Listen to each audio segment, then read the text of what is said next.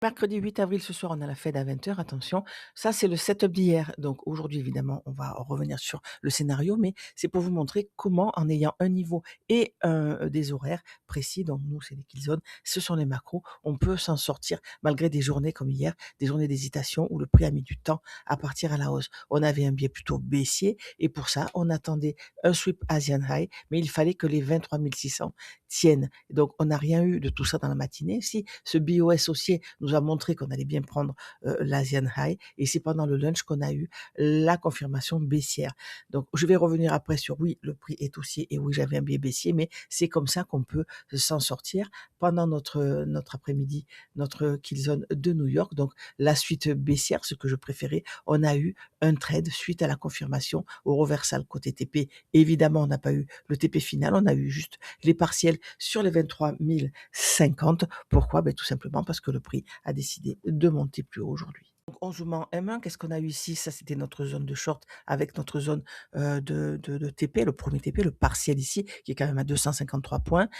On a eu quoi comme confirmation? Tout simplement, notre New York IM ici, on a ce range. Donc avant, on regarde évidemment le range avant l'ouverture avec cette prise de liquidité. Ici, on a un choc interne. On peut, quand le prix retrace, placer un fibo. Moi, c'est ce que j'aime bien faire. Et regardez, on a eu notre 50% du fibo qui est atteint avant ici ce petit setup. Si on zoome, regardez, on reprend la liquidité en laissant une imbalance. Nous sommes dans une macro, nous sommes à l'open, nous sommes sur mes niveaux du plan du jour. Pour moi, ça suffit, j'ai toutes mes confirmations. Donc c'est une entrée ici, au marché. Au moment où on laisse cette imbalance, je clique ici, je mets mon stop sur le dernier plus haut et je mets mon TP sur le partiel. Regardez, ça fait quand même un joli trade de 210 points et pourtant je me suis planté. Pourtant mon biais était short et pourtant regardez où est le prix aujourd'hui. Il est tellement plus haut. Mais un plan, ça sert à ça, ça sert à baliser. On ne veut pas prendre tous les mouvements, on veut prendre une partie du mouvement qui est sécure. 3 unités de temps pour notre analyse weekly H4 MK. Nous sommes en weekly avec évidemment mon niveau qui a été explosé hier. On a pris aussi le plus haut de la semaine dernière, le plus haut de la semaine d'avant et encore le plus haut de la troisième semaine pour aller où chercher cette liquidité sous la forme du plus bas de cette imbalance weekly. Et là, nous y sommes. H4 avec cet immense gap haussier, donc ça, on va l'enlever. Pourquoi? Parce que comme on en a créé un immédiatement en H4, on va voir s'il tient dans la journée. Donc on a ce gap qu'on va tracer, on va enlever mes niveaux d'hier qui ont été explosés, on va noter cette imbalance comme inversée. Qu'a fait le prix? Regardez, on était dans cette trend baissière et là, on a été travailler tout simplement ce plus haut. Pour le moment, ce sont des equal high, mais attention, on peut très bien clôturer au-dessus. On a notre prix d'ouverture à minuit, mes 23 600 qui n'ont pas tenu, donc on invalide la baisse à partir de maintenant.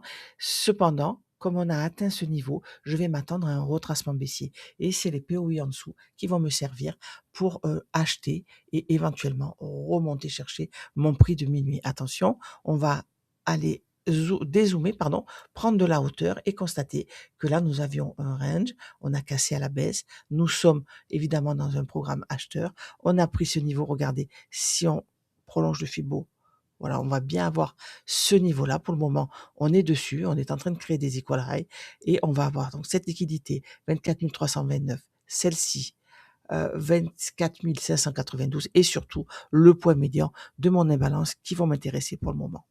On atteint une liquidité comme ça, donc programme vendeur, programme acheteur, on a atteint cette liquidité. Deux choses. En général, on a une latéralisation qui vient chercher un POI en dessous. Et même si le prix doit chuter, on va reprendre ces equal high ici au-dessus avant de chuter. Ce que je vais surveiller donc en dessous pour le bas du range à acheter, ça va être le point médian de cette imbalance d'inversion. Ça va être aussi le point médian de mon gap, mais je vais le tracer à M15 tout à l'heure. On ne l'a pas encore. Et évidemment, c'est market shift, les niveaux de daily ici précédents que nous avons cassés. Donc le New Day Open Gap est ici, mon gap d'ouverture. Je suis en M1 pour plus de précision. Il est 7h59, donc on n'a pas encore les horaires officiels de Francfort. Vous voyez qu'ici, on a bien la clôture d'hier, mais on n'a plus les horaires électroniques, on n'a plus l'Asian. Nous n'avons pas encore le prix de 8 heures. On va attendre quelques instants. Voilà, on a les horaires réguliers. On va donc enlever le New Day Open Gap et laisser notre RTH Gap.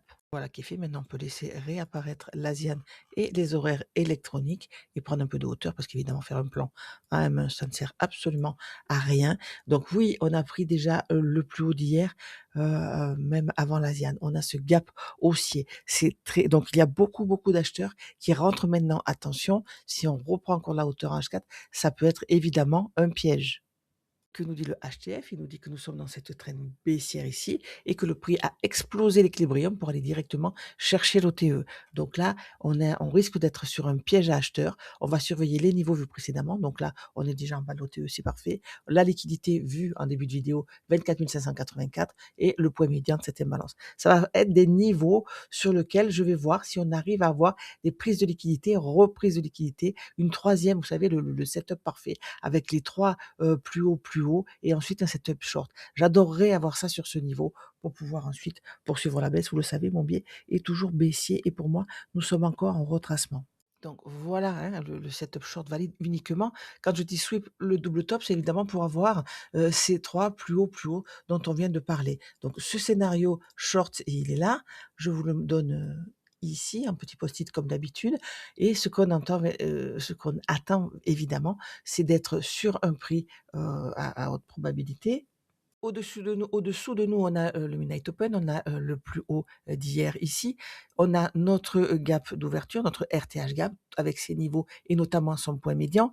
Attention, il est très grand. Il fait plus de 500 points, donc je l'ai remis en place. On va avoir aussi un scénario long alternatif, mais avant ça, je reviens sur celle-là. Oui, les prix sont en dessous. Ce que je veux dire par on atteint New York, on atteint le plus haut d'hier. Je veux que le prix aille chercher ce niveau et ensuite qu'on aille sweep encore une fois le plus haut créé. Et c'est après, ce sont mes confirmations. En ce moment, vous savez, il y a beaucoup de volatilité. On est en période de crise, donc on fait vraiment comme hier, un petit peu où on a eu notre entrée uniquement pendant New York IM. Bon, mais là, c'est pareil. Je voudrais que le prix atteigne New York Open, atteigne même peut-être, pourquoi pas, retrace mes niveaux de RTH gap pour aller se reconnecter à l'efficience. Et ensuite, je voudrais pour valider un short plus profond, je parle. Je voudrais qu'on reprenne le haut créé et qu'on ait notre setup dessus. Pour notre setup long, pour le scénario long, évidemment, on va sweep l'Asian low et réagir sur le premier quart de notre RTH gap ou notre point médian. Donc, personnellement, je vais plutôt m'en servir de ces niveaux comme de cible de mon short si le prix va plus haut. Pour le moment, on est toujours haussier. Je ne sais pas, je n'ai pas de confirmation short. Il est 8h20, donc je n'ai même pas encore mon prix de 8h30 pour savoir s'il est au-dessus ou en dessous de mon Midnight Open. Donc vous savez, j'ai besoin de ça pour travailler. Si on prend de la hauteur, c'est-à-dire qu'on dézoome, on s'en fout un petit peu des bougies, on regarde les niveaux, on voit que la liquidité au-dessus, on a déjà atteint, on a vu le bas de notre OTE, au-dessus, ça va être les 24 865, le point médian de mon imbalance HTF.